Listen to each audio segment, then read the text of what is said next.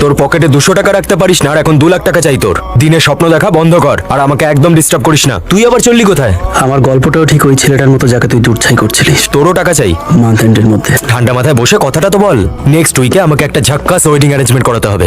Total অ্যারেঞ্জমেন্টটা তোকে করতে হবে আর তোকে একটা সোলো পারফরমেন্সও করতে হবে, ঠিক যেরকমটা আমরা কলেজে করতাম রে, মনে আছে?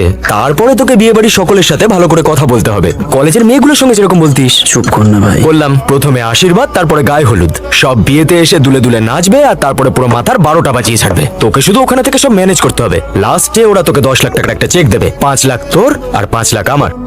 আমি ভেবেছিলাম কলেজের ঝগড়াঝাটির জন্য তুই আমায় হেল্প করবি না। ফালতু কথা ছাড়।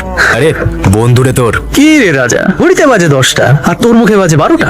আগে আমারও কত চাকর বাকর ছিল, কিন্তু আজ তোর আন্ডারে চাকরি করতে হচ্ছে আমাকে। ধুর, এতে ফিউজ হওয়ার কি আছে? আমরা গরিবই সই, কিন্তু দেখ কোম্পানি দামি স্যুট দিয়েছে, একটা ফ্রি সুপার কার দিয়েছে, কাল পকেটে 200 টাকা ছিল না আর আজ পকেটে 5 লাখ টাকার কন্ট্রাক্ট। পরের কন্ট্রাক্ট 10 লাখের হবে। যে মেয়েটার সাথে তোর এঙ্গেজমেন্ট টসকে গেল তার নাম জানি।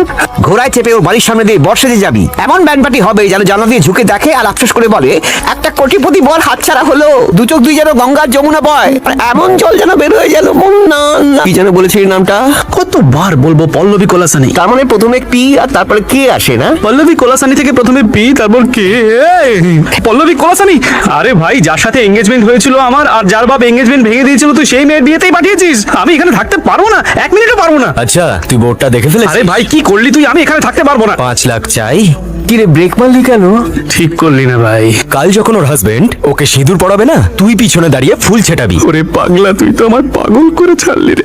এত ডেকোরেশন এই মেয়েটার জন্য? তোর বিয়ে তো 22.5, আপাতত ওর বিয়েটা ভাঙা নাচতে হবে, সেটাই তো? বরের মাথা ভরা টাক হবে, তো বড় ভুরি হবে। এ আবার কে উড়ে এসে জুড়ে বসলো? ওকে, হ্যাঁ এটা আপনাকে ভালো লাগবে। মানলাম শাহরুখ হ্যান্ডসাম, কিন্তু কাজলের হৃদয়ে অজয় দেবগন বসে আছে। তেমনি পল্লবী করার লকেটে তোর ছবি সেট বস। जो खुदा निकला অ্যাকচুয়ালি তুমি এখানে কেন এসেছো? আসলে ও বলতে চাইছিল কখন এসেছো, আর এক্সাইটমেন্টে বেরিয়ে গেল কেন এসেছো।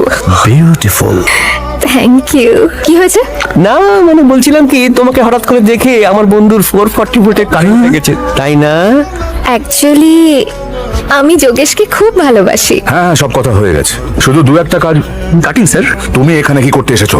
বিয়ে দেখতে এসেছো নাকি বাগলা দিতে এসেছো? অ্যারেঞ্জমেন্ট করতে স্যার। বলো কত টাকা লাগবে এখান থেকে কেটে পড়া? 5 লাখ ওর, 5 লাখ আমার। কে কত টাকায় ভাগ বসাবে তাতে আমার কি? যাও, আমি অন্য কাউকে ডেকে নেবো অ্যারেঞ্জমেন্টের জন্য। ঠিক আছে। আরে কোথায় যাচ্ছো? গেটের রাস্তা ওদিকে। জানি, কিন্তু আপনার হবু জামাই তো ওদিকে স্যার। হ্যাঁ তো অ্যাকচুয়ালি আমার বাবা চলে যাওয়ার পর আপনি এঙ্গেজমেন্টটা ভেঙে দিলেন, কারণ আমাদের প্রপার্টি বেহাত হয়ে গেল। আর পল্লবীকে নিয়ে আপনি চলে গেলেন, আর এটা যদি যোগেশকে না জানাই তাহলে সেটা চিটিং হবে তো স্যার।